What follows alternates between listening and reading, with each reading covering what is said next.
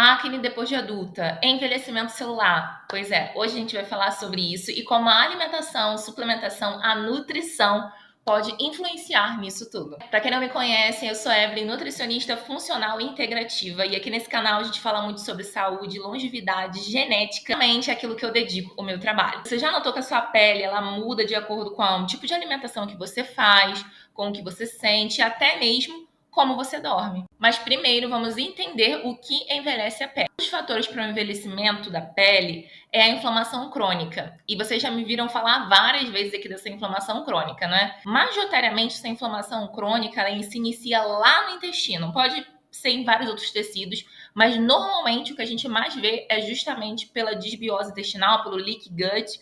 E aqui nessa imagem vai mostrar justamente isso. O intestino que está íntegro, e uma parte aqui que está com leaky gut, com aberturas, permitindo assim a entrada de substâncias aqui antígenos, e esses antígenos vão ativar as células inflamatórias, as substâncias inflamatórias. Essa inflamação crônica ativa aqui a nível intestinal, ela não vai ficar só aqui. Todo esse conteúdo inflamatório, ele pode passar a nível sistêmico, por ser uma corrente sanguínea. Então, na corrente sanguínea, ela vai passar por todo o corpo. Por isso que muitas das vezes, sintoma de uma inflamação crônica que está acontecendo lá no seu intestino, muitas das vezes você não sente nem nada no intestino. Acne em excesso, manchinhas, dores de cabeça, queda de cabelo, unhas frágeis, baixos níveis de vitamina. Tudo isso pode ser influência da raiz do problema que está acontecendo lá no seu intestino. Outro fator muito importante que a gente não pode deixar de falar é a glicação. Ou seja, a glicose ela consegue se ligar a algumas proteínas e em vários lugares, a nível sanguíneo, inclusive na parte ali da nossa pele, na elastina, colágeno. Isso vai atrapalhar a elasticidade, vai atrapalhar realmente a estrutura da pele, tudo por conta de uma glicação. E o que faz gerar essa glicação é justamente o alto consumo de glicose, picos glicêmicos. É tanto quando a gente faz aquela análise de hemoglobina glicada, é justamente por conta da glicação da glicose que se ligou à hemoglobina. Então a glicose ela tem esse poder de se ligar a algumas proteínas. Por isso que é importante a gente ter controle na alimentação nessa parte de glicose, evitar os picos glicêmicos, evitar comer muitos hidratos de carbono. Igual hoje em dia, infelizmente, a alimentação ocidental, a alimentação atual, ela é totalmente baseada em hidratos de carbono, carboidrato. Inclusive a nossa pirâmide, não é? Diga-se de passagem, a pirâmide alimentar, ela tá na base dela ali muitos alimentos de hidratos de carbono. Então tem coisas que a gente tem sim que se questionar, mas isso vai ser papo para outro vídeo. Outros fatores aqui são os radicais livres e o estresse oxidativo. Uma alimentação ultraprocessada atrapalha ali e faz gerar esses radicais livres. O estresse, o ambiente, dependendo do ambiente que você esteja, se tiver muita poluição no ar, tudo isso vai gerar um estresse oxidativo no seu corpo. E é justamente isso que acontece com uma célula quando ela tem ali ao redor dela ou até dentro dela muitos radicais livres. Esses radicais livres vão lesionando partes das células, fazendo com que ocorra uma morte celular ou até mesmo a formação de células senescentes, que nada mais é do que uma célula envelhecida produzindo substâncias ruins ali, inflamatórias para o seu corpo, produzindo realmente lixo que vai atrapalhar ali a funcionalidade do seu corpo. Células senescentes são como se fossem pessoas tóxicas que estão ali no meio de um grupo de pessoas, influenciando aquelas pessoas a reclamarem, a falar mal, a fazer coisas ruins. Então, de forma ilustrativa, isso seria as células senescentes que podem ser geradas por esses radicais livres. Outro fator são os hormônios desregulados. E sabe o que é uma peça-chave na desregulação de muitos hormônios? É a alteração do ciclo circadiano, não dormir bem, não estar dentro do sono reparador, que regule e repare as suas células. Claro que a desregulação hormonal pode vir por vários fatores, mas um fator bem básico e que hoje em dia a gente vê bastante, eu particularmente vejo na minha clínica, é justamente a alteração do ciclo circadiano. Quais são os alimentos que vão influenciar ali no envelhecimento? Os açúcares, os ultraprocessados, igual a gente viu, pode influenciar ali na glicação, na produção de radicais livres. O álcool, a cafeína em excesso. A cafeína em excesso, além dela atrapalhar o sono e a reparação celular, né, o sono profundo, ela compete na fase da sua metabolização no fígado com algumas enzimas que vão metabolizar também alguns tóxicos, outras substâncias que precisam ser metabolizadas para assim elas serem descartadas do nosso corpo. Então, quando a gente utiliza cafeína em excesso, a gente vai estar atrapalhando a detoxificação desses outros tóxicos ali para eles serem eliminados. Por isso, na verdade, nada em excesso é bom, né? Então, a cafeína, eles também.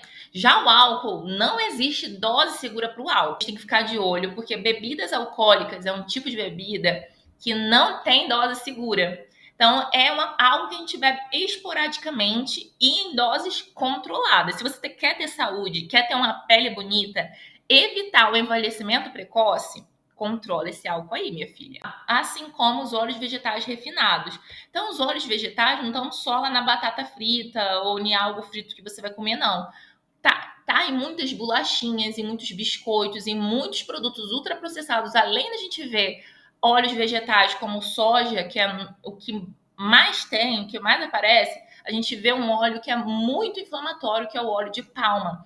Em vários produtos ultraprocessados a gente vê esse óleo de palma, inclusive em pães sem glúten. Então, muitas pessoas utilizam aí achando que está consumindo algo saudável, né? Produtos sem glúten, mas normalmente tem esses óleos vegetais aqui. Inclusive em bebida vegetal, tá bem? Então, às vezes as pessoas vão beber bebida de amêndoa, bebida de coco. Observa no rótulo se não tem nenhum óleo vegetal adicionado ali, inclusive óleo de soja. Eu vejo muitas opções de bebidas vegetais no mercado com a adição de óleo de soja. Então, fique de olho. A deficiência de proteínas e de gorduras boas também é um fator para estimular esse envelhecimento. Isso porque tanto a proteína quanto essas gorduras, elas estão dentro da estrutura, dentro da formação da matriz. O colágeno, ele tem uma retenção hídrica, uma retenção de água ali na parte do colágeno. Por isso, da pele ficar sempre bem hidratada, quando você realmente faz uma boa hidratação, né? E você tem boas quantidades de colágeno ali na sua matriz mesmo do tecido ali da sua pele.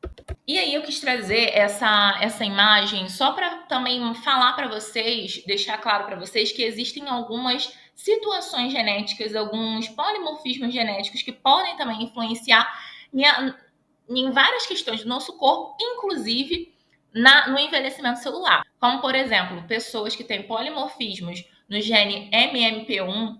Esse gene nada mais é do que o gene que vai produzir essa enzima, uma enzima que degrada o colágeno. Isso é natural nosso. A gente vai ter essa produção dessa enzima para degradar o colágeno. Só que, conforme a gente vai tendo a degradação, a gente também vai estar tendo uma produção. Então, a gente tem algo equilibrado, igual mostra aqui nessa imagem. Tudo equilibrado, tudo normal, uma pele saudável, ali com fibroblastos e vários componentes que estão ali na matriz celular. No entanto, aqui ele coloca como se fosse a radiação solar trazendo alterações aqui a nível celular. Só que eu quero trazer um ponto, antes da gente entrar nisso aqui, que essa radiação solar que ele mostra, a gente sabe que é quando há uma exposição crônica. E essa exposição crônica é quando ultrapassa os 40 minutos, ultrapassa ali muito tempo e todos os dias. É importante a gente tomar sol para a gente ter uma produção de vitamina D. Então, tem aqueles horários de picos que são ótimos para a gente ter uma boa produção de vitamina D, não é? Que a gente já comentou isso lá no Instagram. Só que a exposição é de 10 a 20 minutos. Pessoas que têm mais melatonina, como eu, a gente pode ficar 30 até 40 minutos na frente do sol, exposto ao sol para ter essa boa produção de vitamina D. No entanto, a pessoa não vai ficar 2 horas, 3 horas na frente do sol todos os dias. Como, por exemplo, muitos trabalhadores que trabalham realmente na rua, em obras, faxineiros na rua. Então, essas pessoas ficam quase o dia todo no sol. E aí, essa proteção a gente pode ter de várias formas, sem precisar usar o protetor solar químico. Inclusive, a gente tem no mercado protetores solares físicos, que não tem químicos na sua composição. Que a gente já sabe que muitos químicos que estão ali dentro do protetor solar vão atrapalhar em várias questões da nossa saúde, inclusive em questões hormonais. Então, a gente tem que ter certa atenção na utilização de protetor solar também. Agora, voltando aqui para a imagem, a gente vê uma alteração aqui da matriz por essa radiação solar.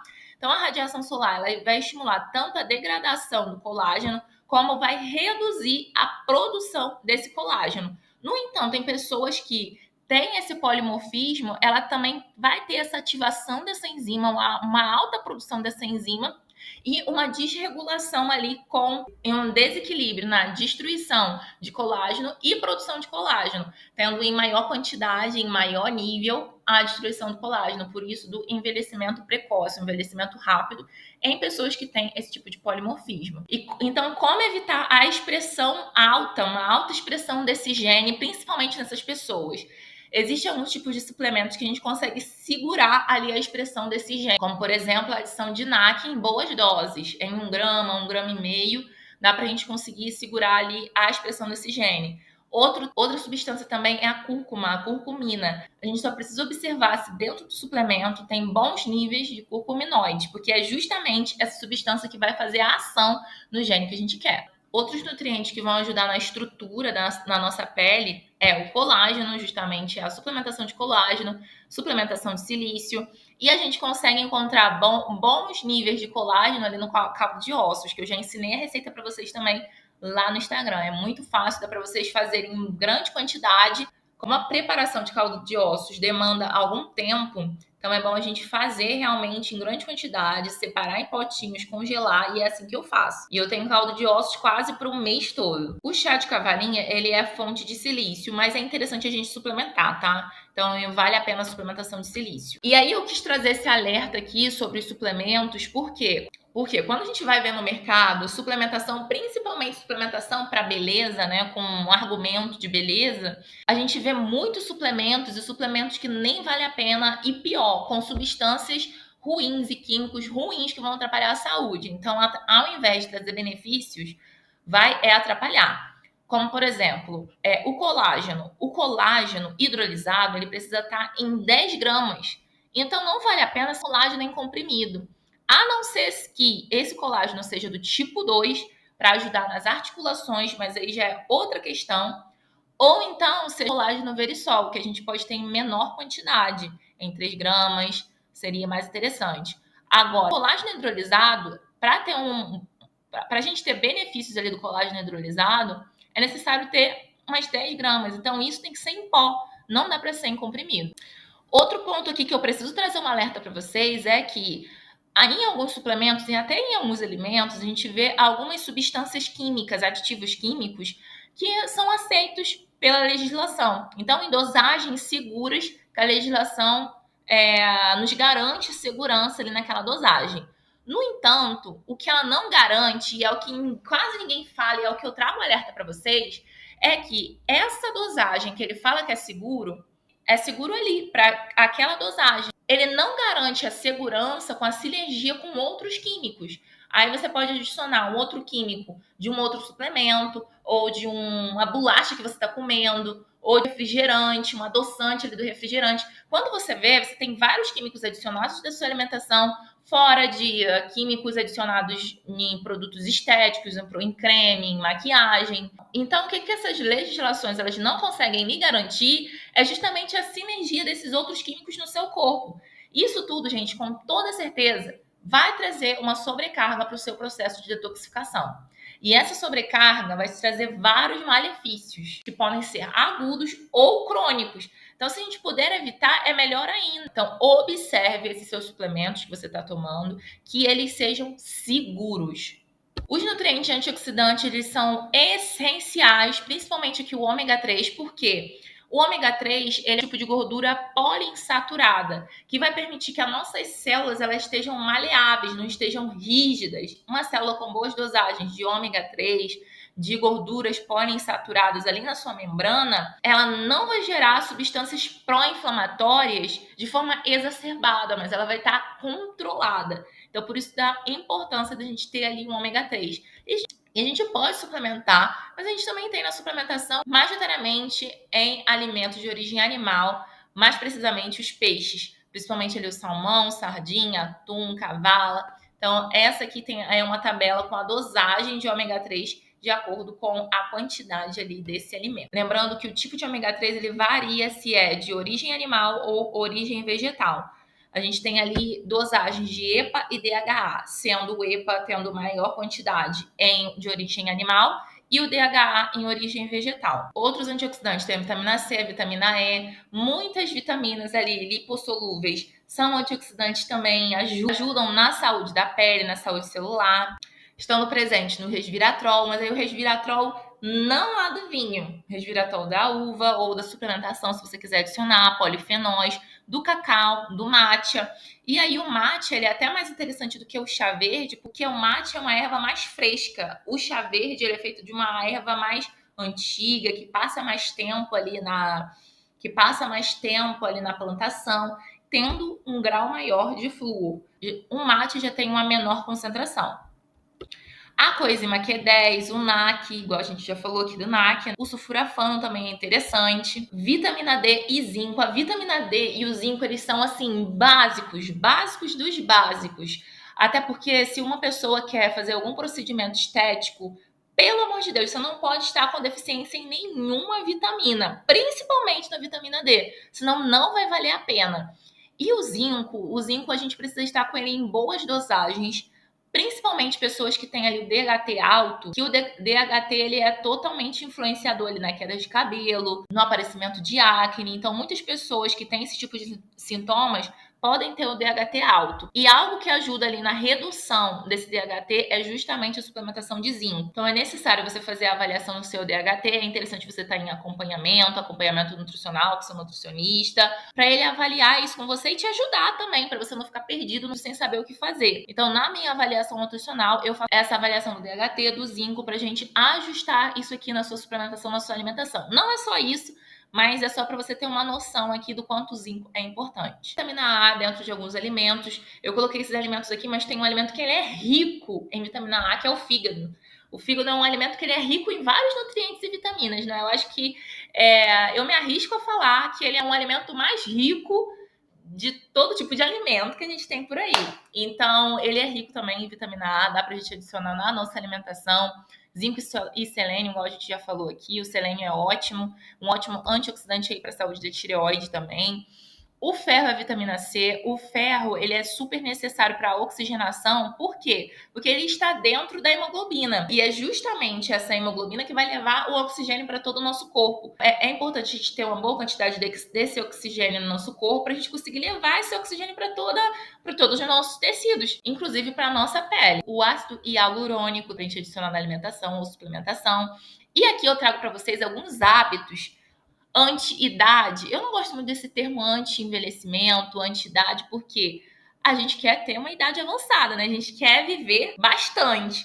E para viver bastante, a gente precisa envelhecer. Então, eu não gosto muito desse termo de anti-envelhecimento, anti-idade, mas vocês me entendem, não é? Para retardar ali o envelhecimento da pele, o envelhecimento ali do nosso corpo. Mas algo essencial, que eu coloco mesmo como se fosse um ponto número 1 ali do seu pilar, é dormir bem, ter um sono bom. E não só dormir, mas ter realmente um sono profundo, um sono reparador, que consiga restaurar ali sua energia, o seu corpo, o seu metabolismo, reduzir o estresse. A gente pode trazer meditações, exercício, ter uma gestão ali do cortisol, porque esse cortisol ali, esses níveis de estresse, vai causar radicais livres, resistência à insulina, várias coisas ali que vão atrapalhar não só a sua saúde, mas a sua pele, a sua beleza aí também. Evitar os picos glicêmicos, os picos de insulina também. E o jejum intermitente ele é bem interessante para essas pessoas ali que estão com resistência à insulina.